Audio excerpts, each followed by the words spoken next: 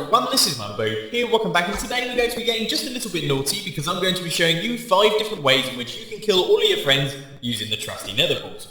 Now this is due to a recent change in Minecraft that basically makes travelling to the Nether quite a lot more dangerous, so let's take a closer look. Now it used to be in previous versions of Minecraft that when you travel through a Nether portal, you will spawn on the inside of the Nether portal, then you'll have to walk out. Well, recently, for some bizarre reason, Mojang have decided to change this, and now you spawn on one of the 4 blocks surrounding the Nether portal. But the problem is that Minecraft doesn't appear to check for these blocks to see if they're actually viable. For example, if we travel through here, as you can see, I spawn on the outside and immediately fall down to my death, which isn't particularly good.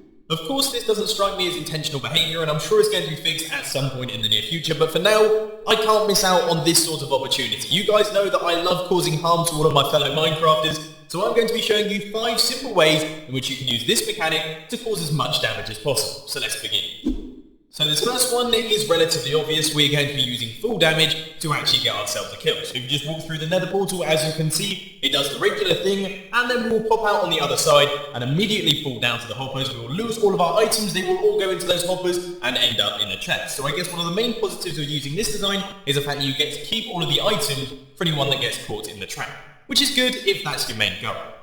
This next design is a bit of an old favourite of the nether pool trapping community, if there is such a thing. If we just pop on through the nether portal here, as you can see, we immediately spawn and we are straight in lava. There is no delay there will be no time to react.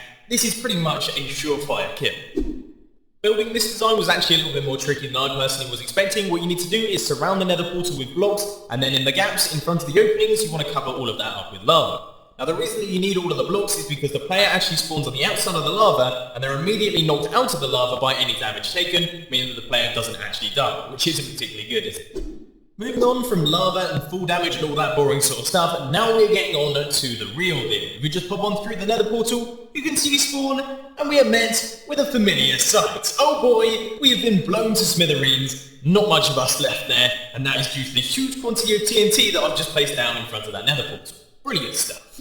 I'm sure most of you understand how all of this works, but for those of you who don't, on the outside of the nether portal we have got ourselves a pair of pressure plates. They are right next to the TNT. When the player spawns in, they immediately trigger the TNT, meaning that all of this blows up. Now you may notice on the back side of the nether portal we have got a bunch of blocks, and that is to prevent the player from spawning on this side, because all of this would be no use if the player spawned on the wrong side of the nether portal. Trap number 4 is essentially an advanced version of the falling player trap. If we just head on through the nether portal here, as you can see, we will spawn immediately on a pair of pressure plates, and straight away a pair of pistons will extend, pushing their blocks into my head, meaning that I will suffocate and eventually die. All of my drops will fly out, land in some hoppers, and end up in a chest. So once again, this is a pretty good design if you want to gather up some resources, but one of the big problems with it is quite easy to get out of. As far as the redstone is concerned, it's another simple case of linking up a pressure plate to a piston, as you can see right here. Once again, we've used the blocks out the back of the nether portal, so that it forces the player to spawn on this side.